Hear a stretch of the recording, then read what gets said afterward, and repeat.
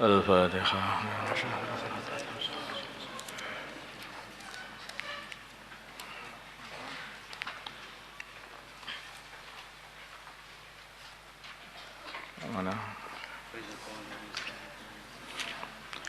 Bismillahirrahmanirrahim.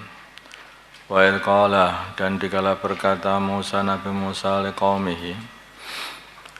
Idh qala, dan sebutkanlah dikala Nabi Musa alaihissalam berkata liqaumihi, kepada kaumnya, Uzkuru, ingatilah nikmatallahi, nikmatnya Allah, alaikum, kepada kalian semua, idh anjakum, dikala Allah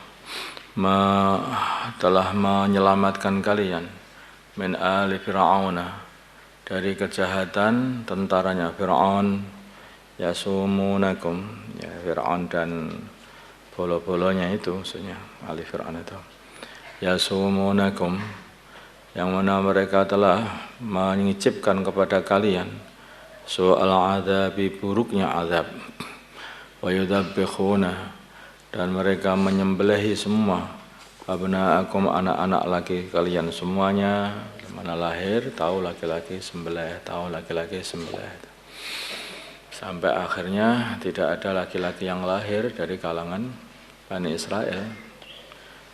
Akhirnya mereka membuat kebijakan setahun nyembelih, setahun tidak, setahun nyembelih, setahun tidak, kayak nyembelih ternak itu aja.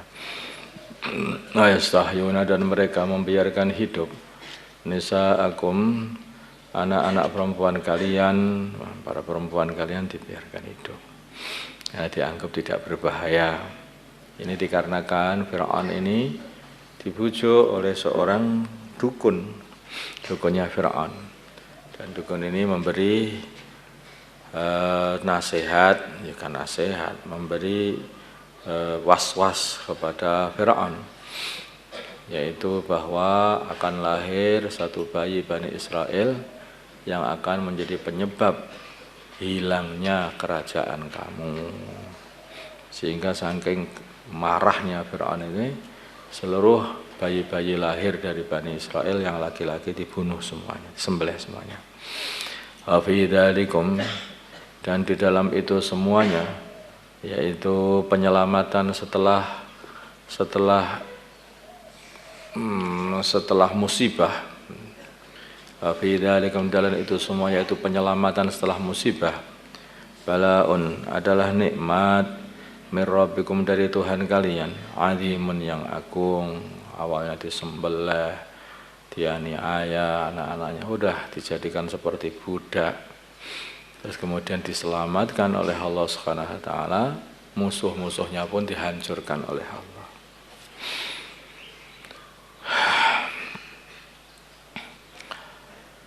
Itu adalah nikmat min rabbikum, dari Tuhan kalian, azimun, yang agung.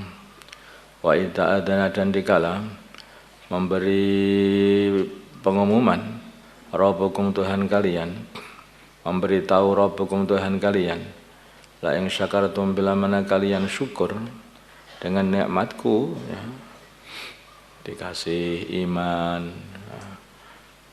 menyukuri dengan nikmatku, dengan beriman kepada Allah, dengan taat kepada Allah. Jadi karena syukur itu ada wujudnya.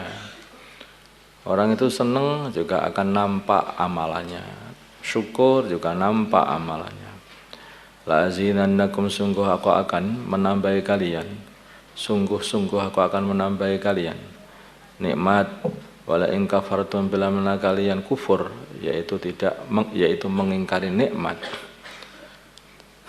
Inna adabi, sungguhnya adabku, la syadidun, adalah sangat menyakitkan, sangat dahsyat. La syadidun adalah sangat dahsyat. Ya. Jadi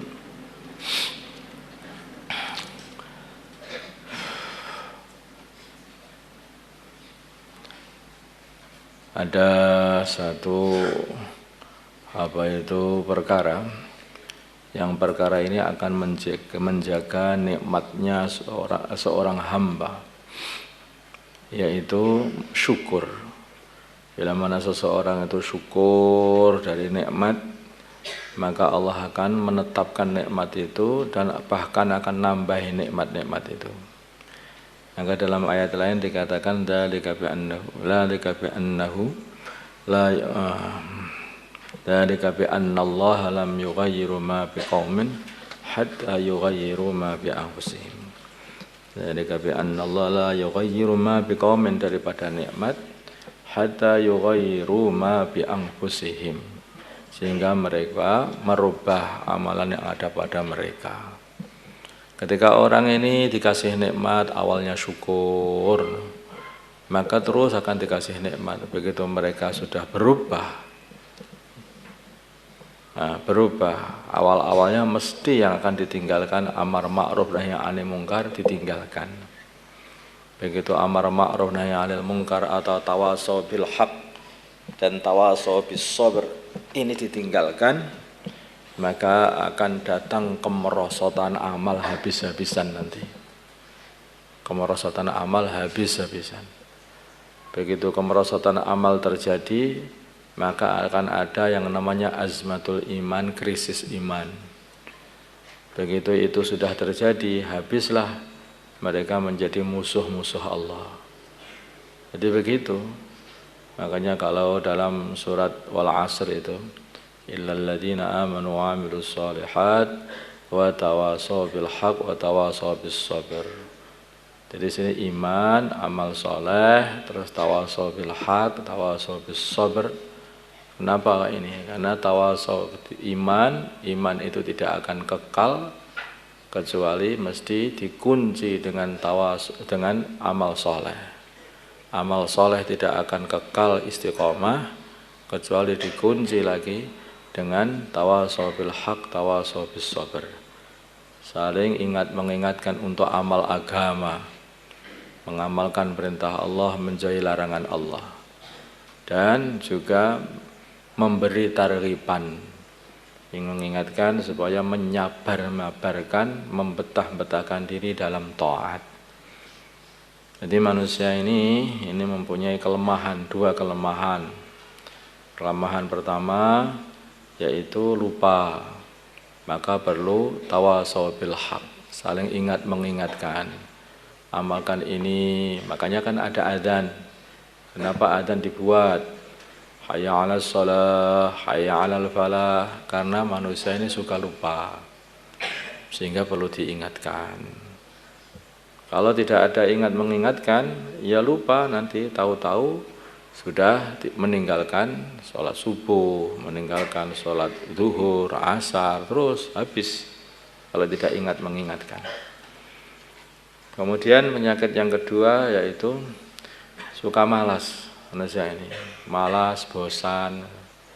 Nah, kamu lihat saja itu, aku pakai kopiah itu gonta-ganti, kenapa? Nah, belum hilang sudah ganti karena bosan.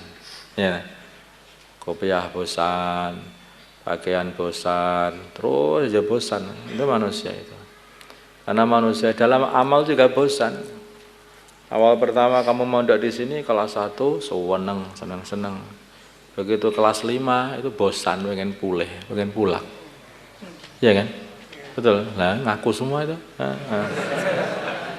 Kelas 5, kelas 6 itu sudah godaan pulang karena bosan.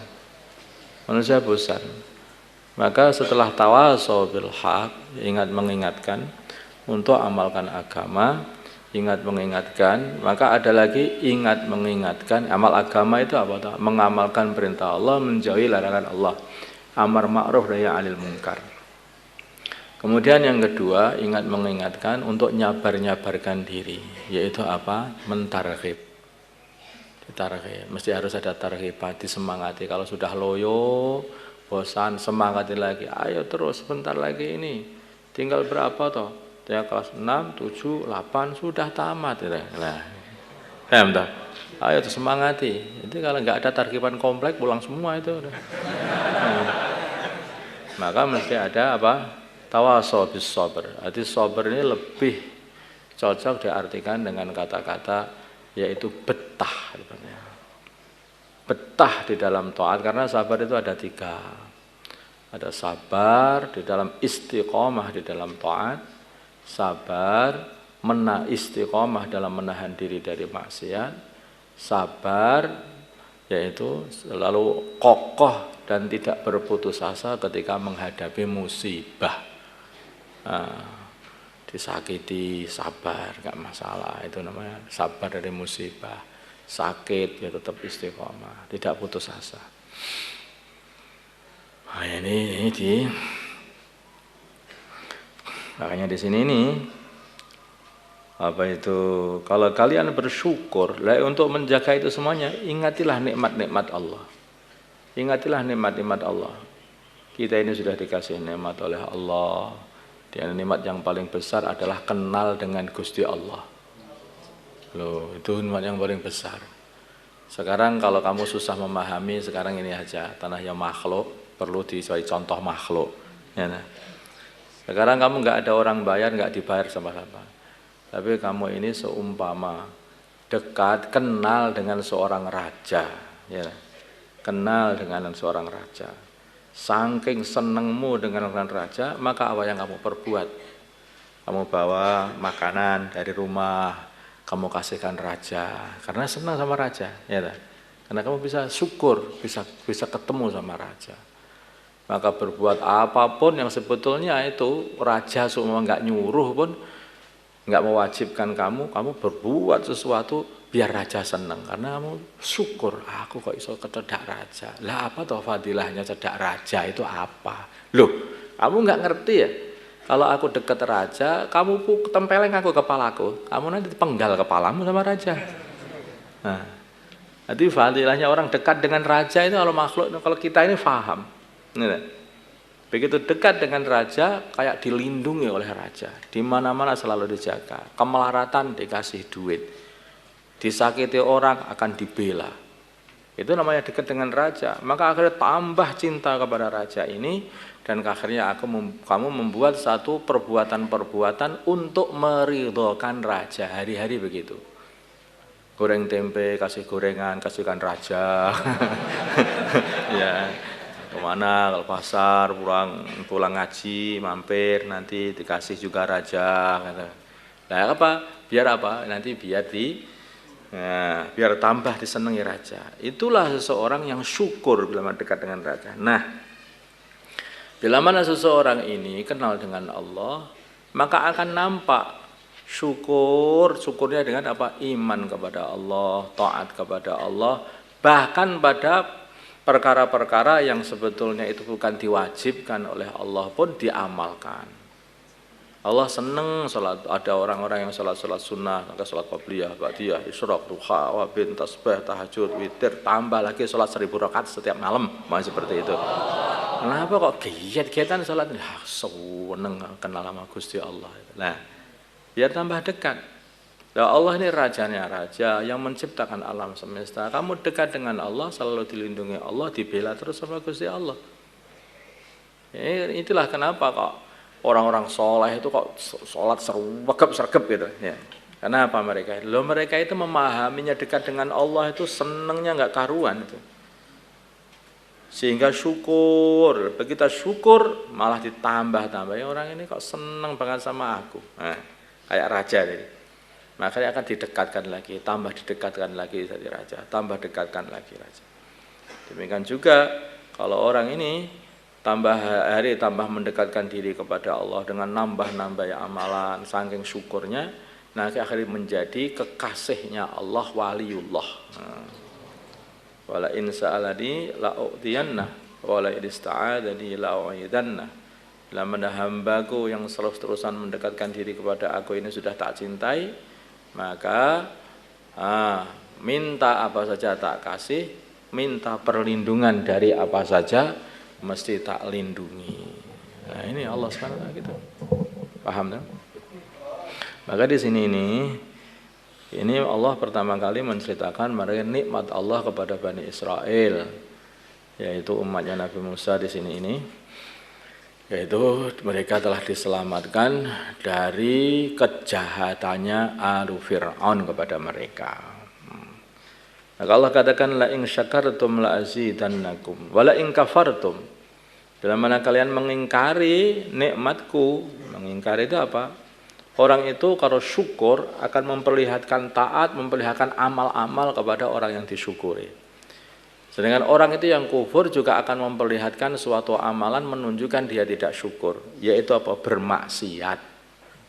Nah, mesti dikasih nikmat sama Allah begitu banyak, diperintah oleh Allah sholat, diperintah puasa, diperintah zakat, nggak mau, diperintah untuk amar ma'ruf nahi mungkar, ini namanya orang yang nggak syukur. Nampak nggak syukur? Lah nggak syukur itu namanya kufur, kufrun ni'mah. Itulah kufur. Begitu orang sudah kufur, ini dikasih seperti kayak bapakmu aja lah. Bapakmu ini selalu saja ngasih makan kamu, ngasih duit kamu, ngasih pakaian kamu, semua seperti kasih. Lah kok tahu-tahu kamu diperintah, coba ambilkan ini, nggak mau. Nah, coba ini, nggak mau, semua pokoknya nggak mau. Ya, ganti nanti suatu hari, saya minta uang pengen beli jajan, nggak mau, ganti.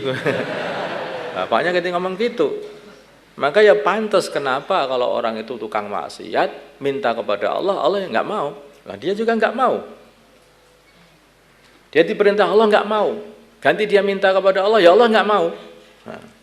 Fa anna yustajabu lah. Wa mashrabuhu haram, wa mat'amuhu haram, wa malbasuhu haram, wa ghudhiya bil haram. Makan, minum, pakaian dan selalu dikasih makanan semua haram, terus maksiat semuanya. Lah kok minta kepada Allah, fa anna yustajabu lah, bagaimana dikabulkan permintaannya? Yang enggak dia itu bangkang terus, kok pengen Allah manut sama dia nggak manut sama Gusti Allah, itu lah kan. Itu orang apa yang seperti itu? Ya, insyaallah semoga Allah Subhanahu wa taala mudahkan kita. Allahumma shalli ala sayyidina Muhammad wa ala sayyidina Muhammad wa salli ala sayyidina Ibrahim wa ala ali sayyidina Ibrahim. وبارك على سيدنا محمد وعلى آل سيدنا محمد وبارك على سيدنا إبراهيم وعلى آل سيدنا إبراهيم في العالمين إنك حميد مجيد اللهم ارحم سيدنا محمد اللهم اغفر لأمة سيدنا محمد اللهم أصلح أمة سيدنا محمد اللهم آلف بين قلوب أمة سيدنا محمد اللهم انصر أمة سيدنا محمد اللهم حسبهم سلطانا نصيرا اللهم ارحم أمة سيدنا محمد اللهم اغفر لأمة سيدنا محمد اللهم أصلح أمة سيدنا محمد اللهم آلف بين قلوب أمة سيدنا محمد اللهم انصر أمة سيدنا محمد اللهم حسبهم سلطانا نصيرا اللهم اجمع شاملهم واجمع شتات أمورهم اللهم وحد صفوفهم واجمع كلماتهم على الحق يا أكرم الأكرمين وصلى الله على سيدنا محمد النبي الأمي وعلى آله وصحبه وسلم الحمد لله رب العالمين الفاتحة